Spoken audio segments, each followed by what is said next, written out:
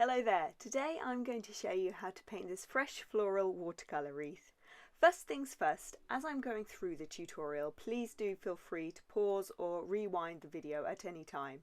I personally often do this myself when watching tutorials and have found it to be very helpful. Now, all the materials I'm using are listed in the description box below.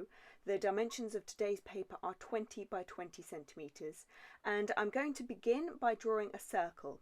To make this quicker and easier, I'm using a bowl which has a diameter of 15 centimetres.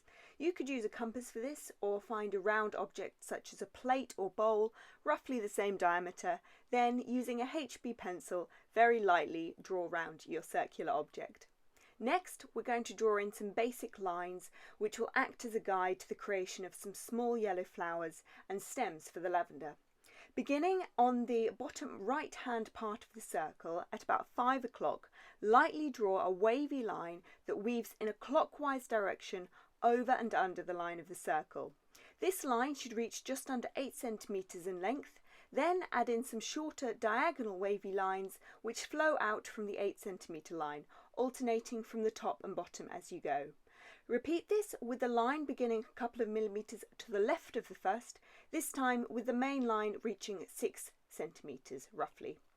Then, for the guide of the first lavender stem, beginning a few millimetres from before the top of the 6 centimetre line, slightly to the right, lightly draw a gently waving line to a length of about 8.5 centimetres, which follows the curve of the circle. As you reach the top of the 8.5 centimetres, move the direction of the line out and to the left of the circle. About 3 centimetres up the stem, draw a diagonal line about 2 centimetres in length that protrudes from the stem and moves towards the inside of the circle. The second lavender stem begins in line with the place where the first one finished, but it begins directly on top of the circle you drew at the beginning. The line will reach a length of 6 centimetres and finish in the same way the first lavender stem did, by moving out and to the left of the circle. About 3.5 centimetres up from the start of the stem, draw a line just under 1 centimetre in length. Now go back to your first 2 stems and working your way along the wavy lines you drew. About 1.5 centimetres from the start of the main lines, lightly draw in short lines that stick out of the stems. The spacing between the short lines should vary to create a slightly more organic effect. When you get to the end of the arms, add in 2 lines to create a V shape, but where one side of the V is longer than the other. Once these are in place, apply a generous amount of Sap Green to your palette. Mix with any fairly thick brush. Then once you've finished mixing, transfer over to a thin detail brush, saturate it in paint and carefully paint along the lightly drawn lines you recently drew for the sprigs of small yellow flowers. When you're putting the green paint onto your palette tray, I would advise putting a really generous amount on there, as you need to really saturate your brush with paint in order to have a colour with a strong pigment for this illustration. When mixing paint, I think it can actually be easy to underestimate how much paint you should use. One of the nice things about watercolours that I like is the way it works well on a small scale, so you don't need a large workspace, and it's also good for travelling.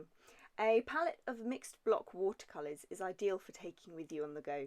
You could try taking your watercolours out with you on a walk and find a nice spot to try painting, especially now we're headed towards summer and the weather's getting nicer.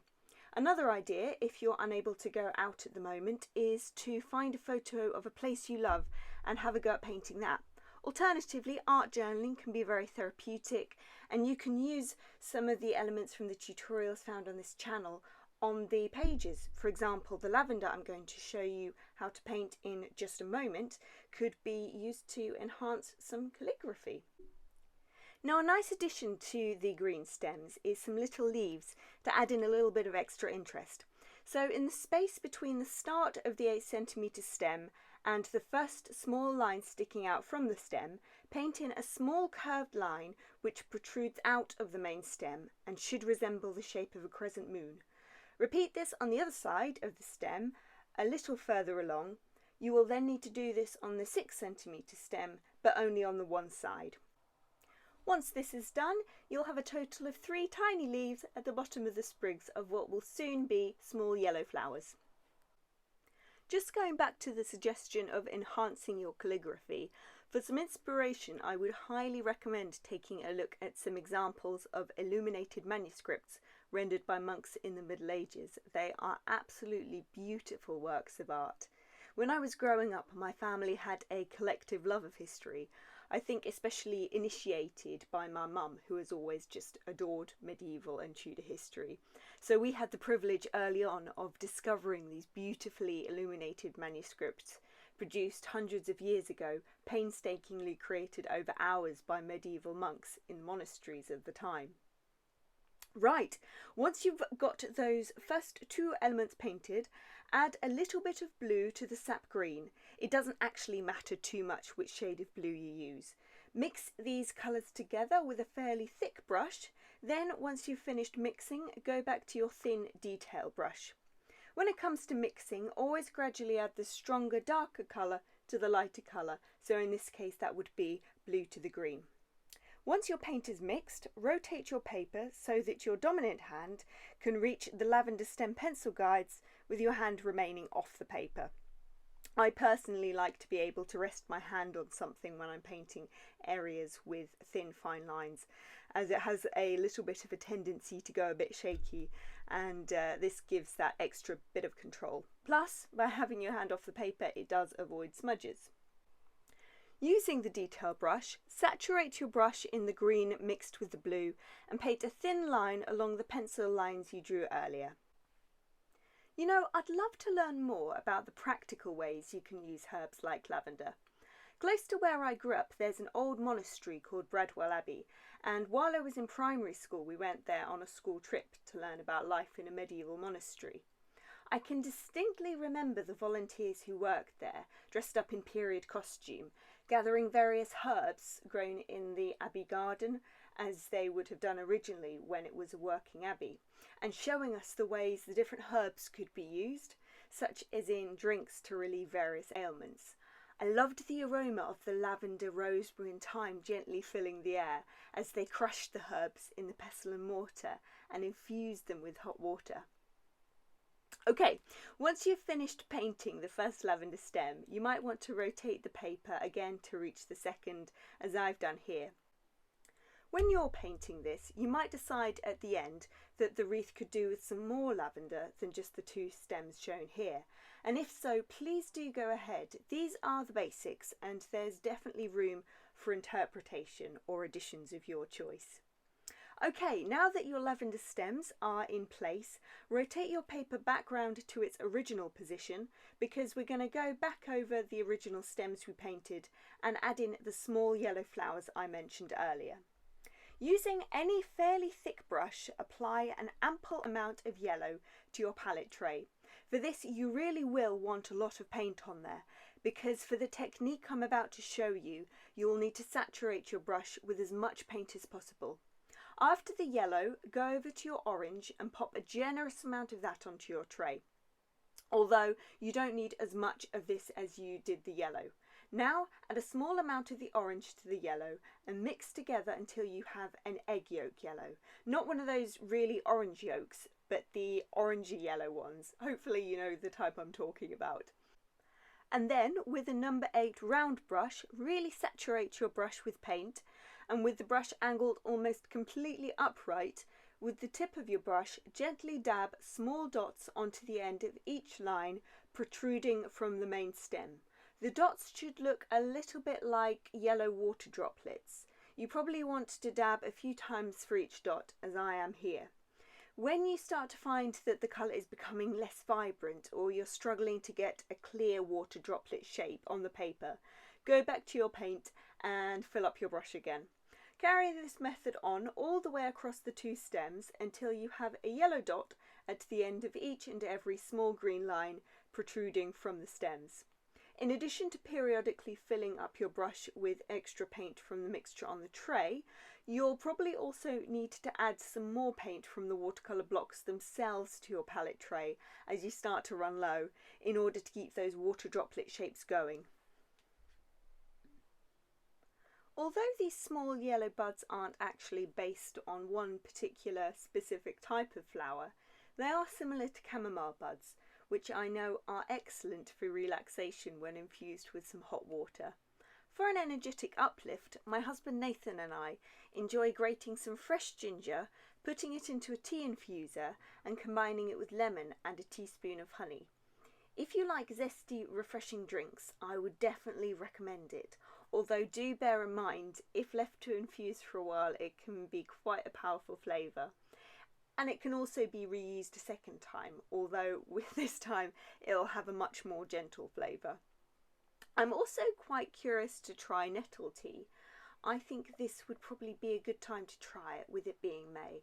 So next time I go out for a walk, I'll see about gathering some and trying out a bit of nettle tea experimentation. And of course, looking into how you might use lavender infused into tea. From what I understand, it's meant to be very beneficial for sleep and also relaxation.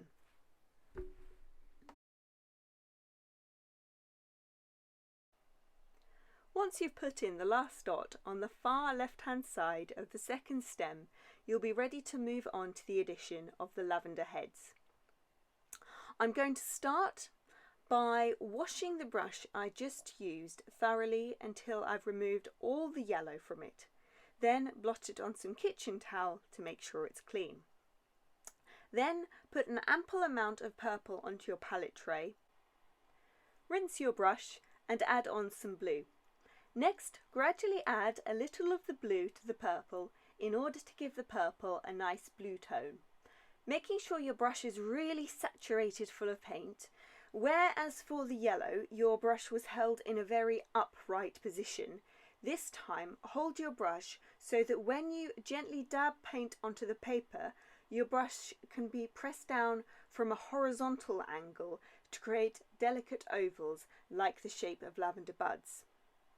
The arrangement of the buds should be applied in such a way that you have a line of vertical ovals that don't touch at this point, with a couple of diagonal ovals added in either side of the middle line. Do this to the top lavender head on both of these stems, and then add a smaller vertical cluster at the end of both the shorter lines which protrude from the main stems. In addition, I also like to add in some small round dots in amongst the vertical ovals for some variation, so go in and add a couple of those to all your lavender flowers.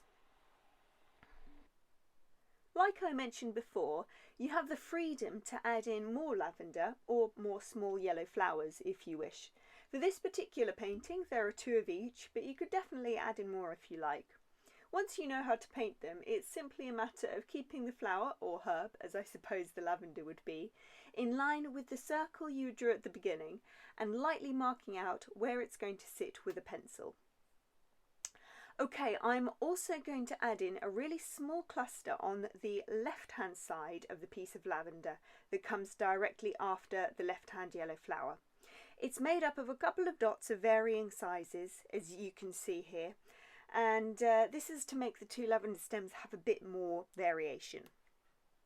Then it's time to add in a second shade of purple to the lavender flower heads. This time apply a generous amount of purple to the palette tray, but don't mix it with any other colours.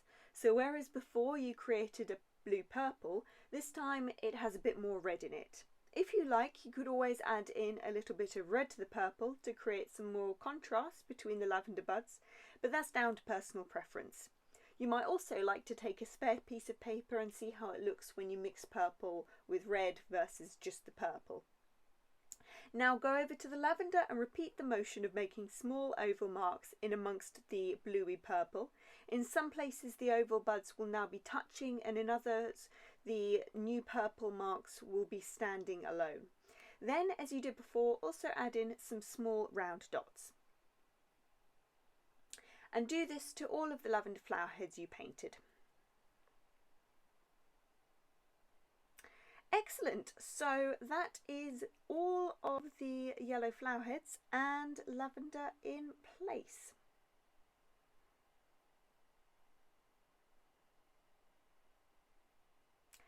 I would now suggest you go and put some clean water in your jar, as at this point in the painting process the water can start to look a bit murky, so I like to get some fresh water. And we're now going to start adding in some foliage. The leaves we're going to paint are inspired by olive leaves, which I think have a really nice long oval shape. Using the same brush you used for the flower heads, making sure it's clean, put a substantial amount of Sap Green onto your palette tray and then follow this with some blue.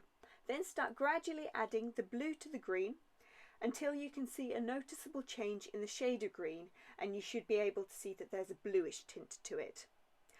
Once the paint is mixed, fill up your brush with paint, and on the outside of the right hand yellow flower at about 5 o'clock, gently place your brush head horizontally onto the paper and drag it back in an anti-clockwise direction to a length of about 3 centimeters. Create the next leaf to the right, sitting in such a way that it skims past the end of the yellow flower stem and the first olive leaf you painted. It will be almost vertical but leaning slightly to the right, measuring just over 3 centimeters. The third leaf will sit on the inside of the circle, beginning further round in an anti-clockwise direction than the second leaf, and be angled so the top is leaning towards the top of leaf number 2. Leaf number 4 will be a repeat of leaf number 2, sitting on the outside of the circle and a little further round in an anti-clockwise direction than leaf number 3. Then blot your brush on the kitchen towel and lightly pull some of the paint away from each of the leaves you've just painted. Follow this by dipping your brush back into your paint and painting 2 more leaves on either side of the circle, and then again blot the brush and pull away some of the paint.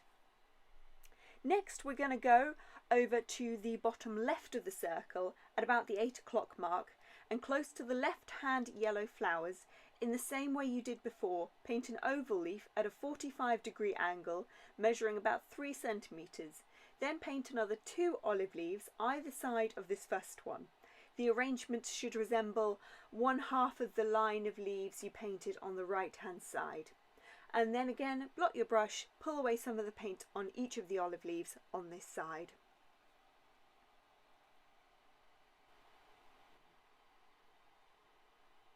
We're then going to paint a third set of olive leaves at the top of the circle, which I feel adds balance to the overall composition of the wreath. Once you've dipped your brush in the blue tinted green, paint your first olive leaf directly below the lavender head at the very top of the circle, again measuring about 3 centimeters. Follow this with 4 more olive leaves, alternating top and bottom as you go, with each one sitting diagonally and the placement of each one beginning at the halfway point of the one before it. Do keep in mind that it also needs to follow the line of the circle. You'll notice that the last far right hand leaf is angled so it sits virtually directly on top of the circle line.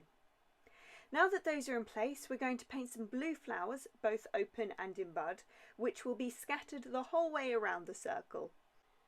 It's actually going to be a slightly grey shade of blue.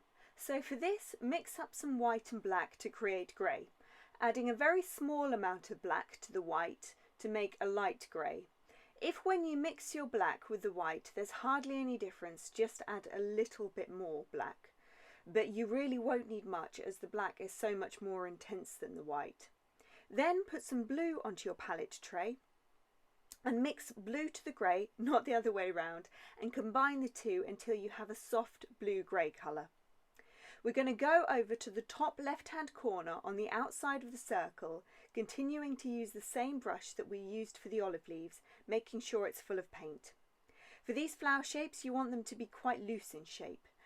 The first one resembles a butterfly, where you paint in 4 teardrop shapes, with the points in the centre joining together.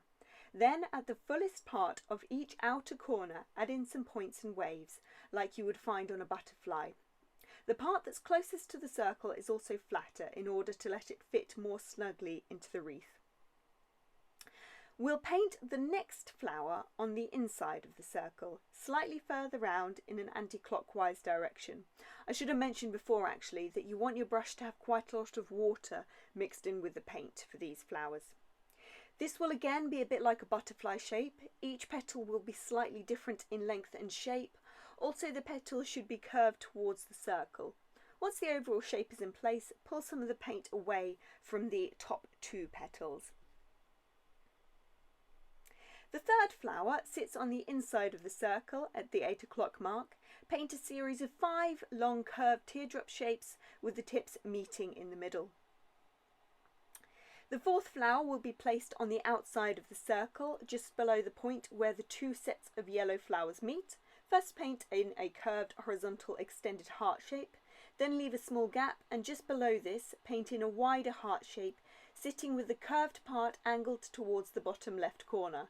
And about 2/3 of the way down this shape, paint in a rectangle with curved lines, then pull in paint at the point where the diagonal heart shape and the curved rectangle meet and bring it up to join the top heart shape. Then go back over all the flowers you painted so far, blue ones that is, and add a couple of points here and there to the curved ends of the petals.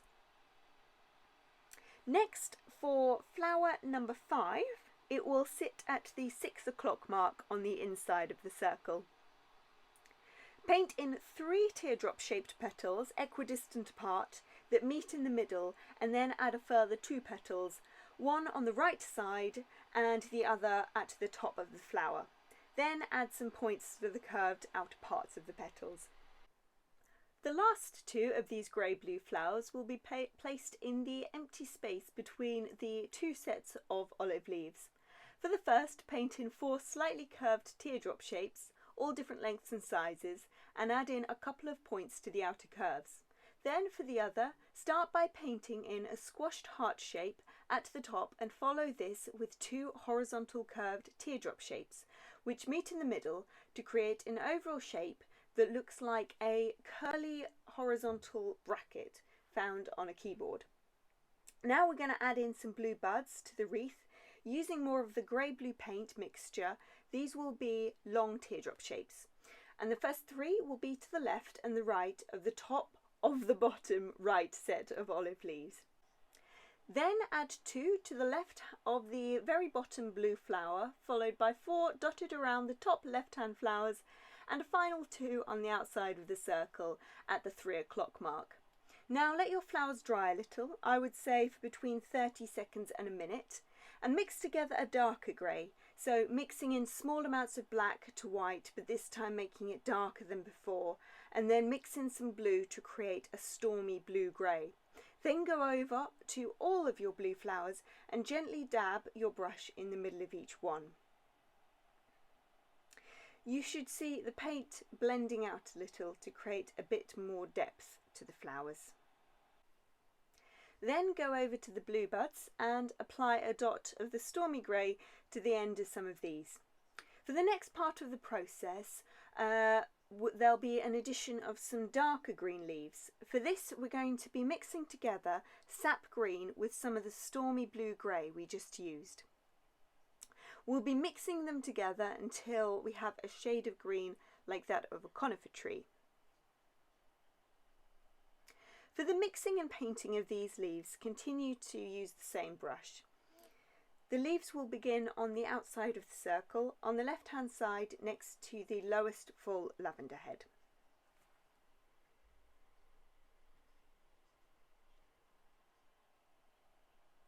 And we'll begin by painting in a generic leaf shape just over 1.5 centimetres long at a 45-degree angle that leans away from the circle. This will be followed by another generic leaf shape, angled towards the circle, that sits just above the first leaf. And the 2 together will resemble a V shape, however the 2 leaves won't touch.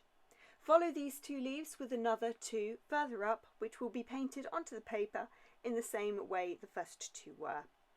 Then move over to the right hand side of the circle and paint in 2 more of these leaves protruding out from the space between the 2 blue flowers there.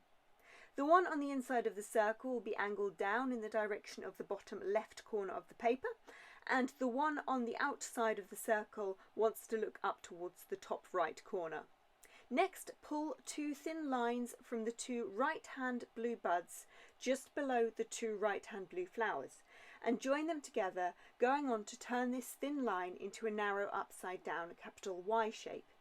Then paint in a thin curved line joining the third left-hand bud to near the top of the upside down Y shape. Follow this with 2 more of those darker green leaf shapes above and below the circle line at the bottom of the circle. Then add in a further 2 above and below the circle line at about the 11 o'clock mark, just above the blue flowers that are sitting there.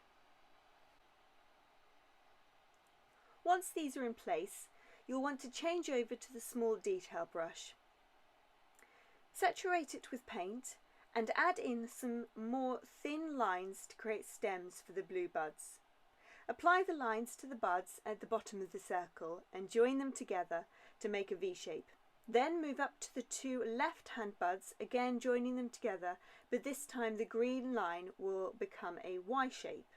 Further round, add thin stems to the 2 top left-hand buds and also put a single short line under the 2 standalone buds on top of and below the circle. We're now going to add in a few additional short sprouts protruding here and there from the stems we just painted. And this is followed by painting in some thin green lines that join the set of darker green leaves on the far left together, with some short additional sprouts added there as well. Once that's done, go over to the space between the top set of olive leaves and the top right-hand blue flower and paint in a thin line that follows the line of the circle to fill in the space that's currently vacant there. Right, now we're moving on to the final stage of the painting, and that is the application of clusters of small black speckles in the centre of the blue flowers. We're going to continue to use the small detail brush, and after it's been rinsed, we'll want to scoop up some black and lightly speckle a cluster of blue dots in the centre of the blue flowers.